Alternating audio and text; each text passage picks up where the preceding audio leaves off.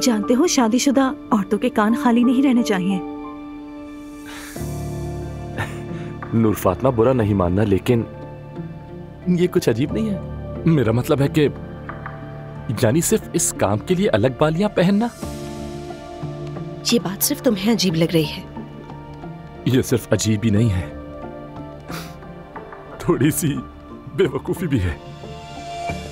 और तुम जो हर खुशी और गम का बहाना बनाकर ड्रिंक कर लेते हो, तो वो बेवकूफी नहीं है रोहान। ठीक है, मैं समझ गया तुम्हारी बात। अच्छी बात है। नाराज तो नहीं होना? नहीं।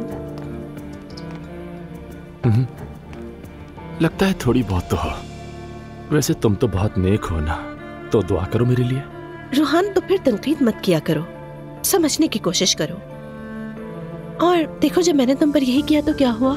ठीक है, समझ गया।